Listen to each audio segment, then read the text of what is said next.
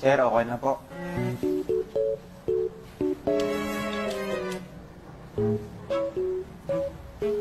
Opo, tukod niya po.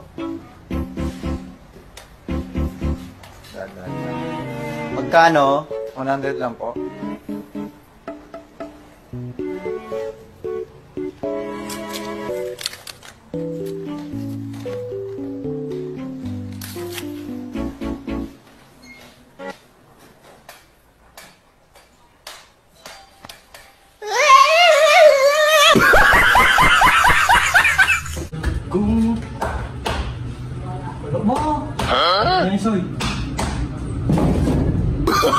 Oh, no, no, no, no.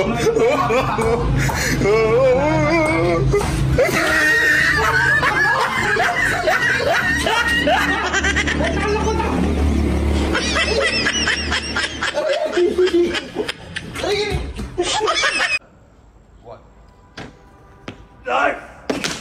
Oh, fuck. All good. All good. A little shoulder.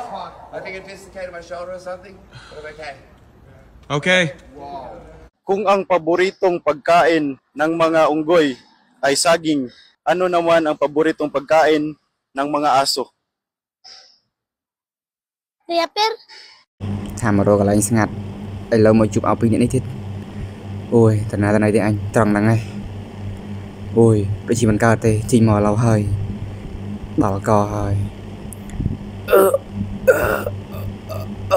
ôi vừa tao ai nhân si tao diệt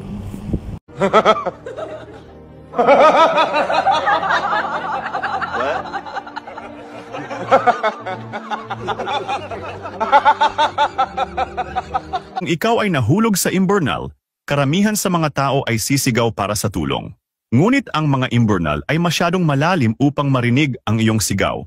Sa halip ay maghanap ng ilaw na maghahatid sa iyo sa isang manhole. Kung wala kang makita, subukang damhin ang direksyon ng dumi at pumunta sa agos nito. Dadalhin ka nito sa mas maliit na lagusan kung saan ang dumi ay mas sariwa at may mas kaunting nakakalason na gas. Pagkatapos ay maaari mong gamitin ang iyong damit upang harangan ang maliit na tubo ng bahay na humahantong sa imburnal. Magiging sanhi ito ng pag-apaw ng drain ng isang tao at kalaunan ay tatawag para tirahin ka sa puwet. Kapag may nagtangkang dumukot sa'yo, agad kang lumaban. Maging marahas at maingay para matakot sila at umatras. Pero kung nadukot ka na, tandaan na ang pinakamagandang pagkakataon mong makatakas ay sa loob ng unang 24 oras habang malakas ka pa. Kalmado ka lang dapat at magpanggap na susunod sa gusto nila para hindi ka lalo pang itali o higpitan. Subukan mong humingi ng maliliit na pabor tulad ng pagkain o tubig para magmukhang mahinahon at makuha ang tiwala nila. Maging alerto palagi. Tandaan ang lahat tulad ng mga liko ng sasakyan, tunog sa paligid at kahit anong detalye na maaaring makatulong sa iyo. Sa oras na magkaroon ka ng tsansa para tumakas, ay kumaripas ka na ng takbo dahil baka tirahin ka sa puwet. Kapag nilak mo ang tuhod mo, ang iyong muscles sa binti ay hihinto sa pagtulak ng dugo pabalik sa iyong puso.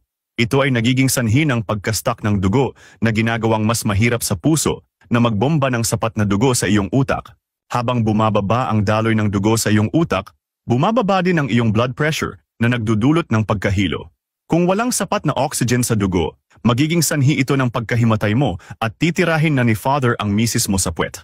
Kapag ang tao ay nawalan ng daliri, maaaring ikabit ito ng mga doktor sa loob ng tiyan. Ang mga ugat mula sa tiyan ay magpapalusog sa tissue at pananatilihin itong buhay. Tinutulungan nito ang daliri na magsimulang gumaling at maging mas malusog. Pagkatapos ng ilang linggo, ang daliri ay aalisin mula sa tiyan at ang maliliit na ugat at nerves ay muling pagdudugtungin na mahalaga para may magamit ka sa pagkamot ng betlog mo kapag nangati. Kapag kinagat mo ang kuko mo, lumilikha ka ng maliliit na punit sa balat sa paligid nito.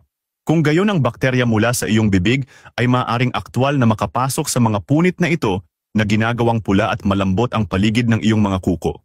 Ang maliliit na pinsalang ito ay humahantong sa impeksyon at pamamaga. Hindi ko nabanggit, ang pagkagat ay nagmumukhang tulis-tulis at hindi pantay sa kuko. Kaya sa halip, gupitan mo na lang bulbul mo para madiligan ka naman ngayong Valentine's. Isang babae ang naligo kasama ang 3 years old nitong anak. Habang sila ay naliligo, ay biglang nagtanong ang bata, Mama, ano po yung dalawang bilog sa dibdib nyo? Di alam ng nanay kung ano isasagot niya sa curious niyang anak, kaya sinabihan niya na lang ito na itanong na lang sa papa niya pag uwi.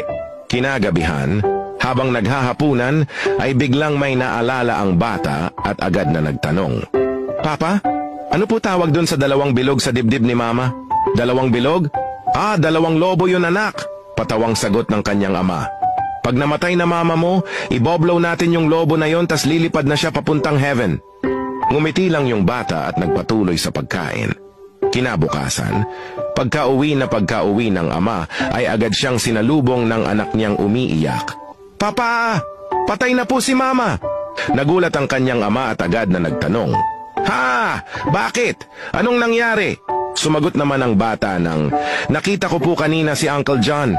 Binoblow po ang lobo ni Mama. Tapos po si Mama po pumuputi na po ang mata niya. Tapos po tumataas na po mga paa niya. Tapos po sumisigaw po siya ng malakas. Oh Diyos ko, malapit na ako.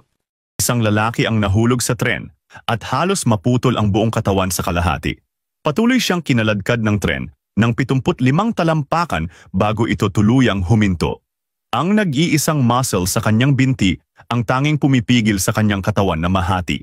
Ngayon ay nagawa niyang tumawag sa 911 at pagkaraan ng 45 minuto ay natagpuan siya ng mga rescuer. Matapos maisugod sa ospital, ginawa ng mga doktor ang lahat para iligtas siya.